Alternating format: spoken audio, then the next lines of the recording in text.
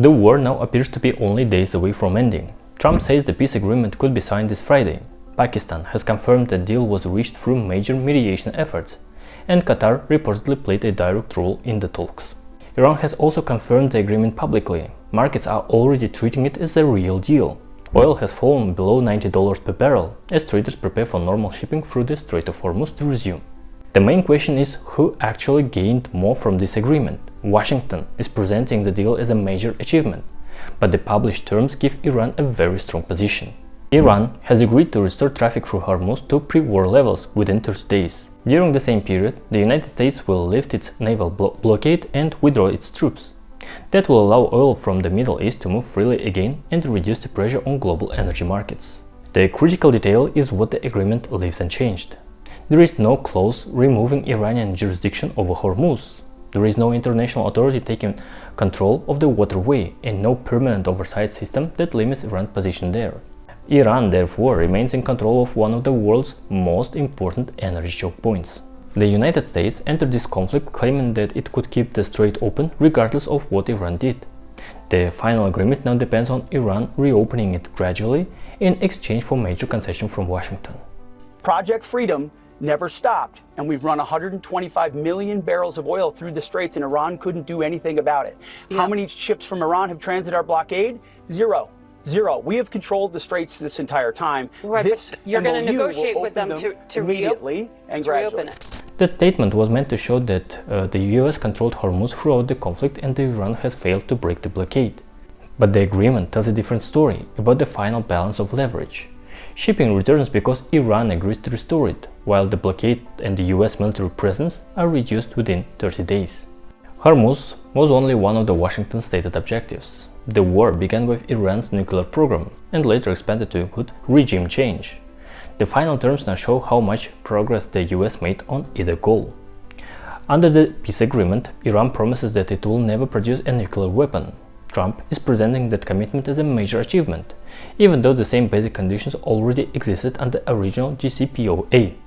That agreement restricted Iran's nuclear program and required Tehran to remain below the threshold for building a weapon. The Trump administration later withdrew from it.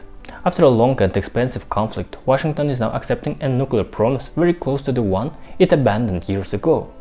Iran has offered no fundamentally new concession on this issue. The objective also expanded as the war continued. It moved from stopping a nuclear weapon to changing the Iranian government itself. Trump openly described the replacement of several leadership groups as a regime change, and said the US was now dealing with people who were smarter and more reasonable. And it really is regime change. You know, we didn't set out for regime change, but by the fact that we're dealing with a totally different group of people than we were at the beginning.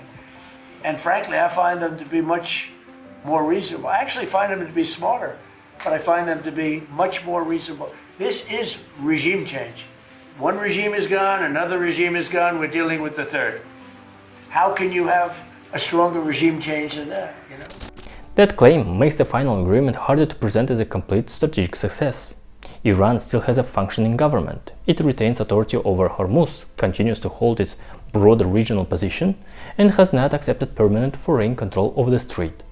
At the same time, the US military presence in the region is expected to decline as troops withdraw and the naval blockade is lifted. Washington has secured an end to an immediate disruption and return of oil flows. The wide objective discussed during the conflict remain unresolved. There is no decisive transformation of the Iranian state, no permanent US control of Hormuz, and no stronger nuclear commitment than the one already contained in the JCPOA. Iran's clearest gains are found in the economic terms. The agreement starts dismantling the sanction system that kept the country isolated from global trade for years. All US unilateral primary and secondary sanctions against Iran are expected to be terminated. That would allow Tehran to return to the global trading system, restore oil exports, and rebuild commercial ties that had been blocked for years. Primary sanctions restrict direct businesses between Iran and the United States. Secondary sanctions go much further. They punish foreign companies, banks, and governments for trading with Iran, even when no American company is involved. Countries that ignored Washington's rules could face tariffs, lose access to the dollar system, or be cut off from the US markets. That pressure forced many businesses to avoid Iran completely. Once the secondary sanctions are removed, foreign buyers can purchase Iranian oil, banks can process payments, and companies can invest without fearing retaliation from Washington. The chilling effect that kept Iran isolated could disappear quickly. The financial part of the agreement is just as important. The United States will release $25 billion in frozen Iranian assets, and the initial $12 billion tranche is expected to be transferred immediately to establish trust between two sides. Before the war, Hormuz was already open and Iran had no access to this money. After more than 100 days of disruption, Tehran agrees to restore shipping while receiving billions in frozen assets and potentially full sanction relief. Iran returns to global economy with more money, wider access to trade, and stronger leverage than it had before the conflict. Is $24 billion in sanctions relief to the Iranians. So this is not a we win and you do what we say. This is how can we open up the straits? What will it cost us? That question captures the price Washington is paying to reopen the strait. It also creates a precedent that reaches far beyond Iran. Russia has around $300 billion in assets frozen by G7 countries. Putin can now argue that if Washington returned Iranian funds to secure a peace agreement, frozen Russian assets should also become part of future negotiations. The two conflicts are different, but the Iranian deal weakens the idea that assets freezes are permanent. Sanctions and frozen reserves have become bargaining tools. Once the economic pressure becomes too costly, they can be exchanged for political concessions. Russia gains a useful precedent, while China gains direct access to the part of agreement with the greatest immediate economic value, Iranian oil. During the war, Chinese imports of Iranian crude collapsed from around 1.8 million barrels per day to only 160,000. With US export waivers and sanction relief, those flows can now recover quickly. Iran will probably offer its crude at favorable prices as Tehran works to rebuild exports and restore cash flow. China has the refining capacity, the demand, and the financial system needed to absorb those barrels. Payment will almost certainly happen in yuan, which Iran has every reason to accept after years of pressure from the dollar-based sanction systems. That creates a wider currency consequences. Every major oil transaction settled outside the dollar reduces some of the structural demand behind the petrodollar. One deal will not replace the dollar, but a large and steady flow of Iranian crude paid for in yuan gives China another channel for expanding its currency in global trade. The benefits spread quickly across Asia. China, South Korea, and Japan are major manufacturing economies that rely heavily on imported energy. At the same time, cheaper crude creates pressure on US oil producers. If prices fall below profitable drilling levels, margin shrinks and companies may slow new investment and production. American households still benefit from lower fuel costs, but the energy sector faces the opposite effect. Oil falling below $90 showed that traders expect supply to return after more than 100 days of disruption. For Washington, that price decline arrived at a critical moment.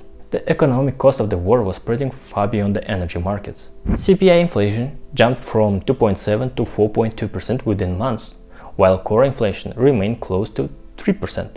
Both values were far above the Federal Reserve's 2% target. Producer prices for final demand goods also rose 2.8% in a single month, equal to an annualized rate near 14%. Higher energy prices were raising transport, manufacturing, and production costs across the economy. Those increases were moving through the wholesale system and would eventually reach consumers. That was pushing the Federal Reserve toward possible rate hike. The AI boom was especially exposed. The Magnificent Seven accounted for around 55% of S&P 500, and data center construction equals roughly 2.1% of the entire US economy. A new rate hike cycle could have reversed years of market gains within weeks. The war itself had already cost at least $29 billion in direct military spending, with the real figure likely above $50 billion. Once longer-term military, economic, reconstruction, and financing costs are included, the total could eventually approach $1 trillion. Reports also suggest that the US and Gulf allies may owe Iran up to $300 billion for rebuilding, separate from the $25 billion in frozen assets. The US already has a $1.2 trillion deficit for the first 8 months of the fiscal year, a full-year shortfall heading toward $2 trillion, and nearly $40 trillion in national debt. A 55 basis point increase in bond yields alone could add another $2 trillion in interest cost over the next decade. Financial markets reacted to the peace deal within hours, but different assets focused on different parts of the agreement. Stocks rose by roughly 1% as investors reacted to falling oil prices and lower risk of another inflation spike. Gold moved even faster. It gained more than 2% within a few hours and climbed about $4,300 per ounce. The move in gold reflected deeper concerns about the post-war financial picture, including the growing debt burden, future government spending, and the weakening credibility of sanctions and asset freezes. Liquidity is also rising quickly. April money supply data reached a 49-month high, with the total growing around 7% from a year earlier. That doesn't mean that dollar automatically loses exactly 7% of its value. It means more money is moving through the economy and competing for goods, commodities, and financial assets. Over time, that supports higher prices and of course weakens the purchasing power. Washington will probably rely on more spending and liquidity to prevent a recession during the post-war recovery. The annual deficit is already heading toward $2 trillion. Additional borrowing for military costs and Iranian reconstruction gives investors another reason to move into hard assets. Gold has now overtaken US Treasuries as the largest category of global central bank reserve assets. That crossover happened during the war, and the forces behind it remain in place. Central banks are watching US borrowing continue to grow, while the return of frozen Iranian assets show that financial reserves held in Western systems can become politically bargaining tools. Gold offers protection from both risks because it carries no governmental liability and cannot be frozen by another country when held domestically. The peace agreement may remove the immediate oil shock, but it leaves Washington with a larger financial burden and weaker leverage over future rivals.